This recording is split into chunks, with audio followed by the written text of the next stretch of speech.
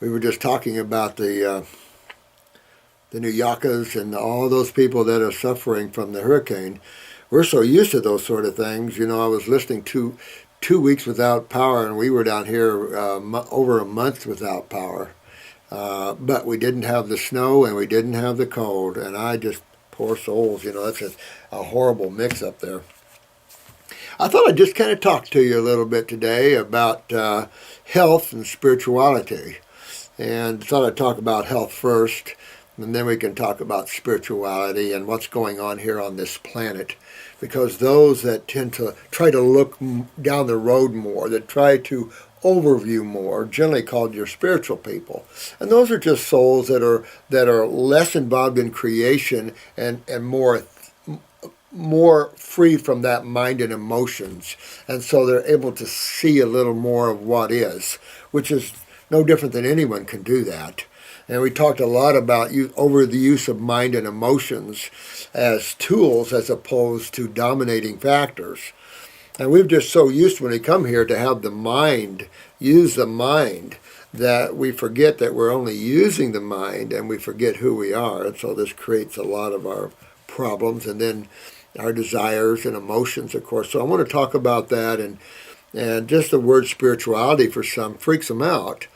And shouldn't, because it really is nothing more than those that realize that all life is tied together as one. And that it all comes from the same source, goes back to the same source, and there's nothing outside of that source.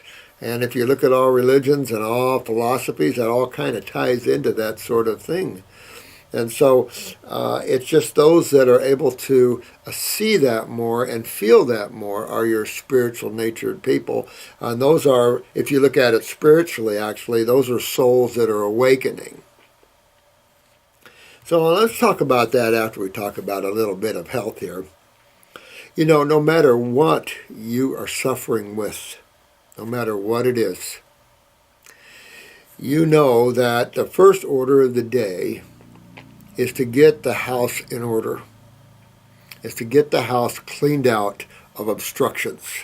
If you want health in the human body, you must have good blood flow, good lymph flow, and good nerve flow. The three main energy flows of the human body that feed it, clean it, and move it. Blood feeds, lymph cleans, and nerve moves. So lymph is the big system of the human body that encompasses everywhere. Blood, second big system of the human body that encompasses everywhere. And of course, the nervous system encompasses every place. But the nervous system is still cells and fluids. And you don't have to keep this or make this intellectual at all. You really want to keep life simple, because the simpler life is, the more free you feel. We are trapped by our own emotions and by our own thoughts. And I admittingly got trapped with this election because I knew what was going to happen. And so did anyone that is looking up a little bit more elevated, and it's cause and effect. It's just all cause and effect. You put out an action, you're going to get an equal and opposite reaction. This is true in health, this is true in politics, this is true everywhere, because it's the nature of creation. So in the spiritual fields, that's the fields where people, the like-minded thinking, which is a little more elevated than some humans that have their heads stuck down under the ground. And so they see these things, and they see things coming. The more a person releases creation, the more psychic or the more aware they are. The less they're in the way of themselves, the more they see others and see the rhythm of creation and the rhythm of life here and how it works. And they start to learn that for every action and reaction, there's a symptom. And you start to learn to work through ethics instead of morals. Morals are religious codes that help people to kind of keep those that are out of balance, kind of keeping them in kind of control. Ethics is something that comes from you, that comes from your love, your passion, your how you see the inner workings or the relationship of all life to itself. And so this is why I've talked a lot about getting away from the mind so much. Don't praise academics as much as you praise awareness, because awareness is your survival beyond academics. And your survival is key beyond this world. And I know we talk a lot about health, and there are those of you that would like me to just stick to that. Hard to do that, though, because you're such a magnificent being that you have all these components to yourself that you might have never been told. And you need to know more about those components that you use to enjoy or not to enjoy creation. Creation, again, is not you. It is your activity, your drama, your fun, your soap opera, if you will. So we love soap operas. It's obvious. I think it was, All My Children. You know, I would be at one house watching it, and then I'd get to another house watching it, and pretty soon I'd be getting into the All My Children. You know, you get pulled into creation, and that's what makes creation continuing and ongoing and playing. There's a time, though, that there are many of you that are just tired of the drama and need to have more sucre, more fulfillment of self. You're done playing in the playground, and now you want to know more about the player. And that's what spirituality is learning more about you and your magnificent. And to only do that, you have to drop the play. You have to quit watching the movie, you know. And I won't say quit watching the movie, but quit participating so much mentally and emotionally into the movie. You know, even in health, you know, we get a little twisted. And to be honest with you, at this level right now, where we're at on this planet, humans are almost going backwards. And that shows you the power and strength of the negative side right now. Well, this is why I've come to all of you, is to turn on your lights, and you turn on your own lights, so we can brighten up the darkness and stop this going backwards and bring the forward motion. So we bring the more positive side, knowing that it is also the opposite side of the same coin. We, as the consciousness or the intelligent part of this, is not affected so much by that. We must become more and know more of who we really are. Well, obviously it is simple to understand that if creation is and your drama, your life, is an activity of your desires and your thoughts, then by controlling those, by stepping outside of those, you learn a realm that is totally free. And you can see this, and I've said this before, try to think of 2 or 3 things together. Try to think of 3 things simultaneously. And you just can't do it. You can only think of one thing at a time. And as that thinking process starts to take place, just watch your own thoughts of how the mind starts to bring in old thought forms that you've had, old experiences, and starts to relationship, rationale, compare so it can have something to go by. That's the mind. But it isn't who you are. And that's what spirituality is. It breeds the love of everyone. It breeds camaraderie, ethics, where you naturally move. And a good society is one where people recognize that. And they don't hurt people because it's not a good thing to do. They don't hurt people because they see them just like themselves, part of the one. And it is so refreshing to deal with people at these levels. And that's where you're all going. You're all such beautiful souls and needed to turn on the lights down here at this low level of creation, very low level. And we need to turn on some of those light bulbs and get people. There's so many people that just live in this gossip and hearsay and assumptions and all the crap that ties societies together and binds the social consciousness so people fight each other because they think better, their ideas are, and that's also the downfall in creation. So one has to be always guarded that he doesn't fall into those traps in his own worlds, you know. But keep health simple, because health is simply getting into that body and cleaning out and removing the obstructions. As you've seen here, chemistry only has two sides to it. There's only two sides to it, but there's all kinds of variations of pHs. And pH is the variations of acid and base or alkaline chemistry. It's just variations of chemistry. Those variations are determined by the electrons and the protons. And you can get deeper into that, understanding how acidic or how alkaline or base something is and its effect at these levels. So there's a multitude. At one level, an acid like estrogen can be very, very stimulating to things.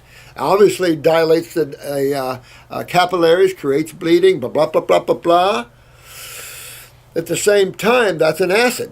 If that acid goes unchecked, it can hurt.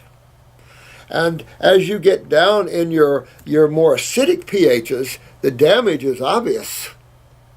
And so you have to realize that the body is a manufacturing plant like crazy. Takes in chemistry, takes it through the manufacturing plant, the liver, the chemical factory, does what it needs to do, transmutates, combines, breaks down, and then sends that off through the blood to the heart, and then to be oxygenated to get a little bit of the carburetor stuff, and then off to the cells.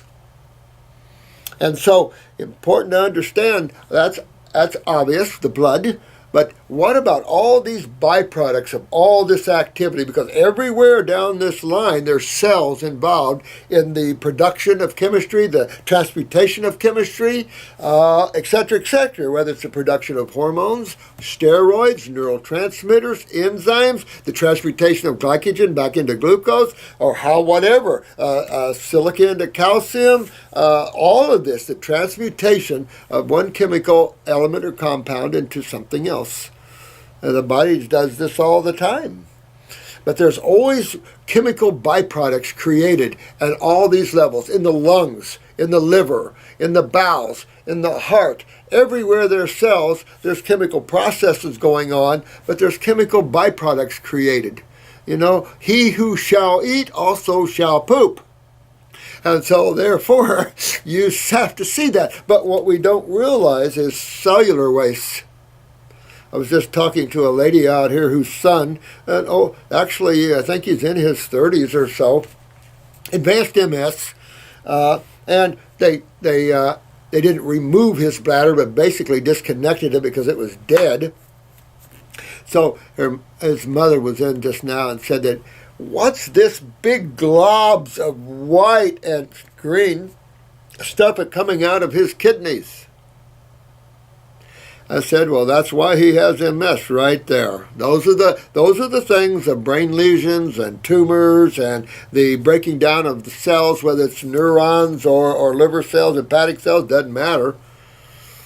That's how simple this is. If you get too caught up in that, you lose your sense of happiness and joy, because then the more intellectual that something becomes for you, a lot of people start closing off and the doors close. And as I said this many times, for the intellectual, it's a good control mechanism for those that are not so intellectual. But the problem is it locks them out of heaven a lot. You know, the mind locks you into creation. And so you have to learn when to use it and when not, when to hold them and when to fold them. So you just got to learn how to do that and work in that eternal now. Keeping the body healthy sometimes is a big job for some of you guys, and I understand that. And my heart is with you every second that you suffer and that you're trying to pull yourselves out of this. And this is why I fight strong as I do. And sometimes I get off my spiritual side because I know that it's all being taken care of, that our best bet is to become more of a vehicle. So spirit, the prana, the life force, whatever you wish to call the God force, works through you and doesn't stop at you, works through you. Because that's just ego to grab it for yourself. You want to be a channel for it, not in the word of channeling, but you want to be a vehicle for spirit. And that is through the words of kindness and love and happiness and bringing back the joy again in your life. And you will only do that when you free yourself from the chains of your desires. That's our problem. Oh, I'd like to have a new car. Oh, you know what? I need a new couch. Oh, I need that, and I need, and I need, and I need, and I need. And I look at these New Yorkers and I go, there's some needs. And I look at those poor people in Africa that barely have a tent. Where's their couch? Where's their bed? You know, so got some serious problems. So that's why we work as one will certainly get so much more done. And the need to have you guys out there helping others, I can't even begin to express to you the vitalness of your love and your beauty to the world that we live in. Each one of us gives love and beauty. Can you imagine? No matter what country you go into, you fly into Iran, the first thing you get off the plane is a big hug. Yeah! Or like in Hawaii, here's a lei. Welcome to our world. Look at the beauty and the uniqueness of this place. We need to get there because these cycles are going backwards a little bit, and I don't know. You know, and maybe that's just the way it's supposed to be. I will say this, if you watch in the States what happened, you will see that negativity is forever growing. I will tell you what it'll do to a lot of you, because there's so much anger right now in this country over what just took place. Because those that know or ever ran a household knows that you don't run a government like people run their lives, because bankruptcy court is full of people right now that did just that. But what it's doing, it's allowing people to let go of the government. Just let go. I don't care anymore. I just don't care anymore. That's when you start being home. That's when you start becoming free. God's still controlling its own creation, so you don't have to worry. But let go. There's an old saying out there, let go, let God. Now, this sounds a little cliche, but I will say this. That is powerful in that when you let go, your higher self, which is yourself, starts to give forth more. And that's the point. If you want to know more about that part of yourself, you have to let go of the mind and emotions and spend some time not desiring so much, not wanting so much, but enjoying what we already have. And materially, who cares? Who cares if you live in I live in an RV, but who cares if you live in an RV or you live there or you live there? Who cares? I particularly, the less materiality, the better. I find materiality suffocating. The more items you like and lost. I broke a beautiful shell that I've loved for years, you know, and that was the problem. I loved it, so I broke it, you know. And I thought, you know, I had to let go. It was a little thing that had a hold of me. And the more I let go, the more free I get. And this is how it works. And these have always been the teachings of the saints and the saviors. Who have you seen, whether it was Mohammed, Buddha, Jesus? They were all shown in the light of poverty, the light of less materiality and more spirituality. And that's what it's all about. It's right there in everybody's faces, is that it is your desires that bind you to the object of your desire, even the desire for health. And your health can always elude you. The best thing is just to let it all be. And by doing that, guess what happens? You relax. And by relaxing, fluids flow better, nerves function better. So relaxing has always been the key component of all of this. So real important that we learn how to relax, but at that same time, use that relaxation for expansion of our awareness and consciousness. There's nothing wrong in doing nothing, because in the art of doing nothing, you have it all. It's amazing. It's amazing how it is. So it's that simple.